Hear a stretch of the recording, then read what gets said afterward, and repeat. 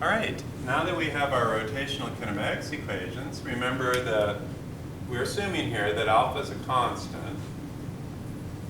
Let's do an example. Say we have our bike tire, again, rotating at 60 RPM. Okay, now we've already calculated the omega for that. Let's ask if we bring the bike tire to rest over a period of 3 seconds,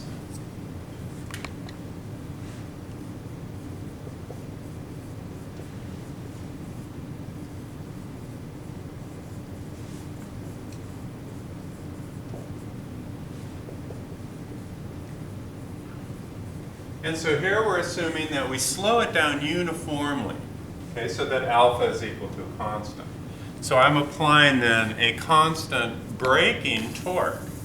Okay, I'm applying a force that is perpendicular to the radius vector, and that constant braking force is causing a constant angular acceleration. So if I bring the bike tire to rest over 3 seconds, let's find alpha and the number of complete rotations that the bike tire goes through in 3 seconds. Okay, so how do we do this? Well, we do it just the same way as we had done the kinematics problems before. We set up a table of knowns and unknowns. And we need to know 3 out of 5. Okay, and so here we have omega initial is equal to 2 pi radians per second. And so that's from our previous example. We already did this with a bike tire that's rotating at 60 RPM, and we converted that into radians per second. So you would need to do that, but here we know that it's 2 pi radians per second. We know that omega final, since we're bringing it to rest, right, brought to rest, that means the same thing now as saying omega final equals 0. We said brought to rest in linear kinematics problems, it meant that V final was 0, but now the quantity that we're looking at is omega final. And then the third thing that we know is that the time is equal to 3 seconds. The unknowns are alpha and theta. And so how do we determine which of these equations to use? Well, first, we get rid of all of the equations involving the unknown that's not asked for in part A. And so that would be theta, because we don't know theta, at least not yet, and we don't care about it to solve the part A problem. And so then we examine our kinematics equations and we see which one does not involve theta. We see here that that's the first equation. That one doesn't have a theta in it. And so that means we can solve that one for alpha. So here we have then omega final equals omega 0 plus alpha t, or alpha is equal to omega final minus omega initial divided by t. And these are all things that we have in our table. So that'll be 0 minus 2 pi, that's in radians per second, divided by 3 seconds. So that would be minus 2 pi over 3, and that would have units of radians per second squared. I'm going to just plug it in as a 2 pi over 3 for alpha.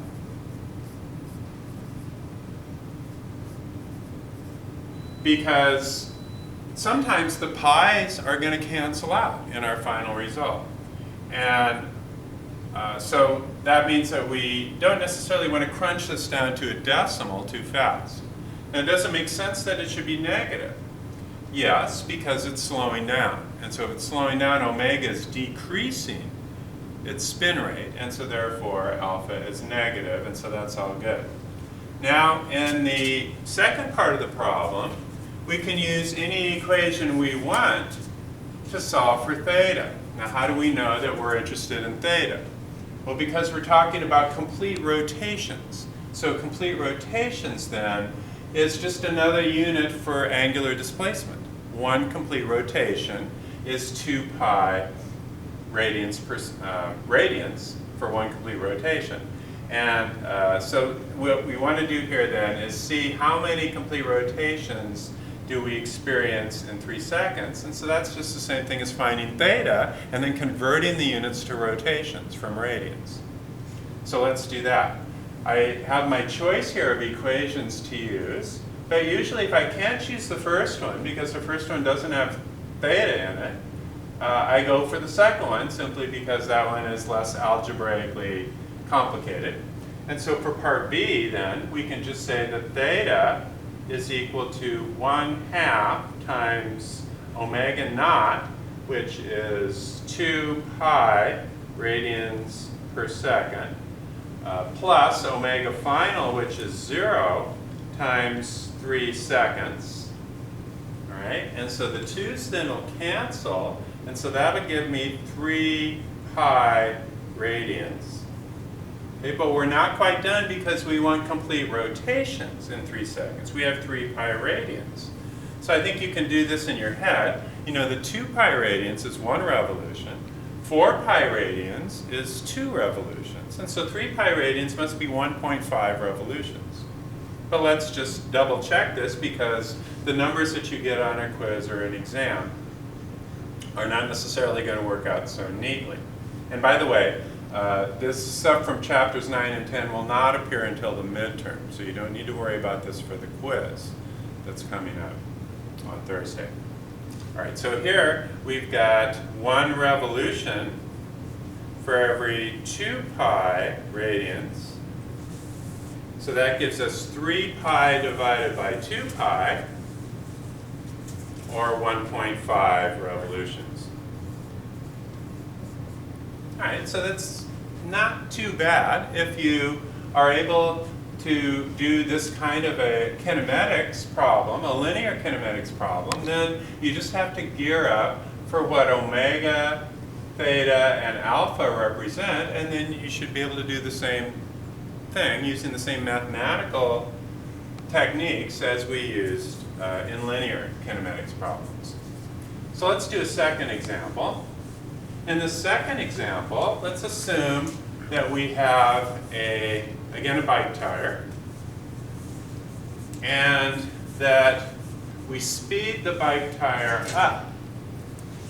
Now here, I would have to push on it continuously to give it a constant angular acceleration. Let's assume that that's what I'm doing, and that I don't stop, but I keep pushing on it continuously to speed it up. And so while I'm doing that, let's say the bike tire starts from rest.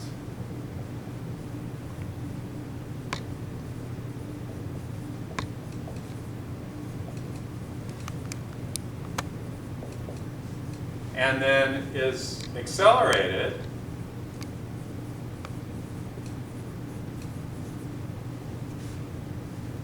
to a final rotation rate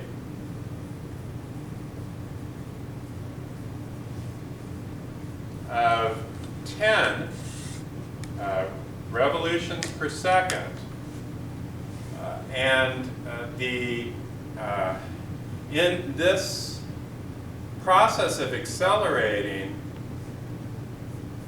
the bike tire rotates 5 times.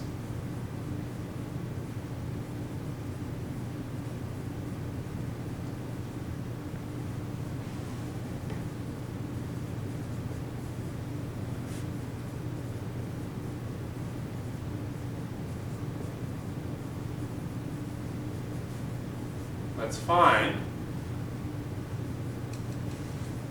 A, the angular acceleration, and B, let's find here the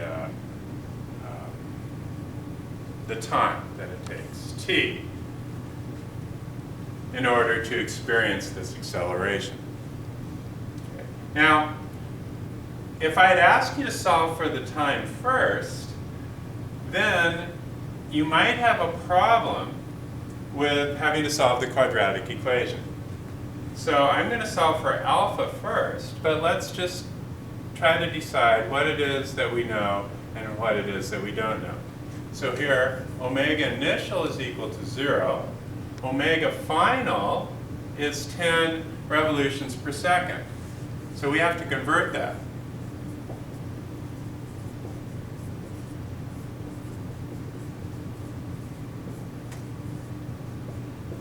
Okay, so omega final then is 20 pi radians per second.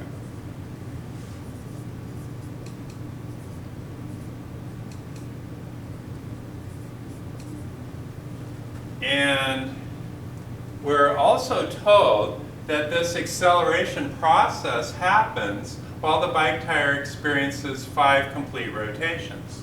And so theta then is going to be 5 rotations times 2 pi radians per rotation. So that'll give us 10 pi radians. Okay, and so we might have been able to even do that in our heads, because 1 rotation is 2 pi radians, and so therefore 5 rotations would be 10 pi radians. And so here we have theta equals 10 pi radians. Again, notice that I'm not converting yet into a decimal. I'm leaving the pi's in there because sometimes the pi's may just cancel right out. So our unknown quantities then are alpha and t. Okay, now if I'd asked for t first, then I could eliminate all of the equations that involve alpha, and then I could use this equation to solve. But if I eliminate all the equations that involve the time and solve for alpha first, then I would use this 4th equation, because the 4th equation has no time in it. And so given what is asked for in the problem, I'm going to eliminate all of the equations involving the time and solve for alpha using, in this case, equation 4. So with equation 4 then, we can solve this for alpha. This gives us omega final squared. Okay, so that's 20 pi squared equals omega initial squared, that's 0 squared, plus 2 alpha times theta, which is 10 pi. So this is in units of radians. This is in units of radians per second. Okay, now in this case, we're expecting that alpha will be positive because the final spin rate is larger than the initial spin rate while that angular displacement occurs. Okay, and so what we're left with here then is alpha is equal to 20 pi squared divided by, in this case, 2 alpha theta is going to be 20 pi. Okay, and so alpha then, one factor of 20 pi cancels. That gives us 20 pi, and that would be in units of radians per second squared. So again, I'm going to leave that in terms of pi. Now, if you had a multiple choice question like this, and all you needed was alpha at this point, then you might want to plug in the pi and get a decimal for it so that you can compare it to the closest answer. But for this problem, I'm going to still leave it as 20 pi.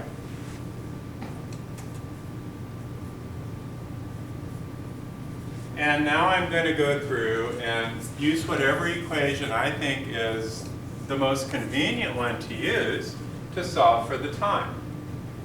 Okay? And since the first equation is always my favorite, if I have a choice, I'll go ahead and use that one here to get the time.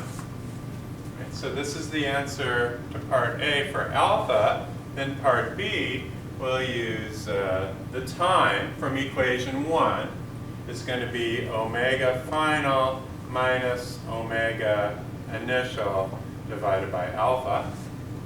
And so that'll be 20 pi radians per second minus 0 divided by 20 pi. Now this is just a coincidence that omega final and alpha turned out to be the same value. 20 pi radians per second squared. And so that would be 1 second. So the time is 1 second. And alpha now is 20 times pi. Let's just crunch that down now that we're done.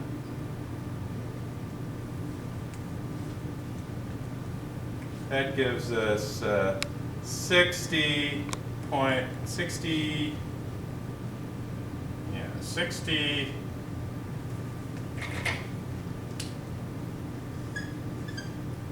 radians per second squared.